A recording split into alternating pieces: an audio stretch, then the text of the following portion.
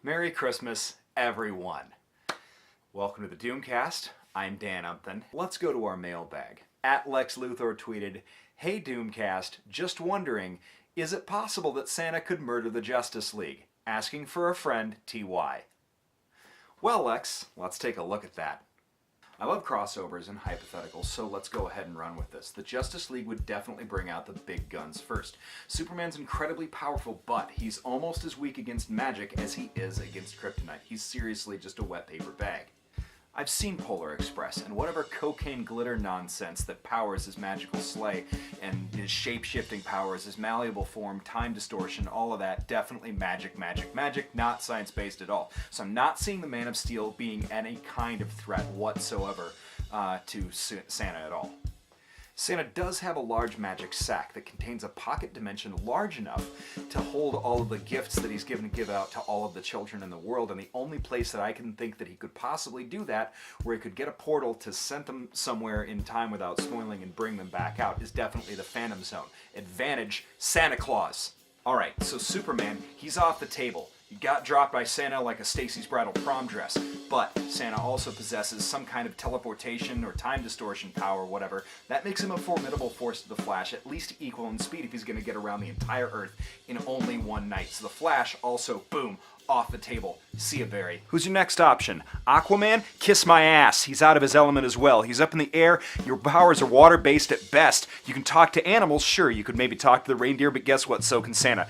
Advantage Santa. So that's 3 League members down. 3 Leaguers! That's a nearly impossible feat. They're all down. Who's next? Martian Manhunter? You brought in a Martian to an elf fight. Because Martians are also shapeshifters, but clearly Santa can shapeshift as well. But he practically lives in chimneys, and Martian Manhunter is vulnerable to fire. John, also off the table. Surely, there's at least one that stands a chance, right? I mean, Batman or Cyborg. Like, they could probably do something. Batman, of course, given enough time to prepare, he could beat anyone, right?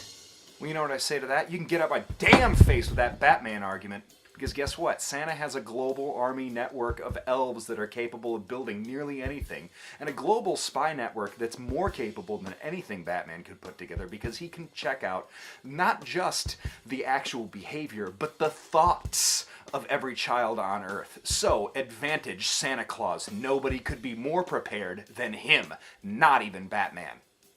Saint Nick would see any attack coming from a million miles away.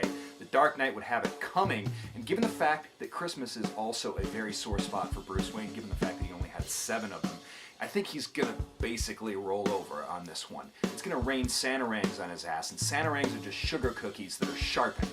So who's left? There's Hal, and Santa's faster than thought.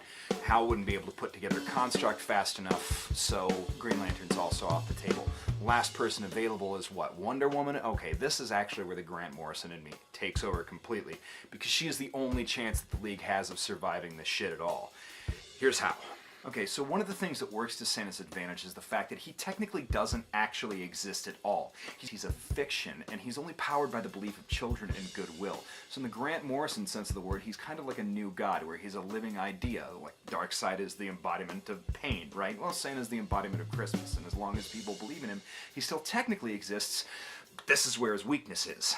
The Justice League's main mission at this point is to get Diana as close to Kris Kringle as she could possibly get. This invisible jet or John's back, what, I don't care. It doesn't matter. All she's got to do is hog-tie that fat son of a bitch in a 2-half hitch knot with a lasso of truth, and just ask him point blank, because he cannot lie at this point. Ask him, do you exist? And since the answer is technically no, then he's gone. He disappears, they win, and then the Justice League and a militant feminist will have ruined Christmas for all the children around the world once again, like they do. I hate identity politics. That's it for this week. See you next week when we talk about how the Human Torch can't fart because it's too dangerous.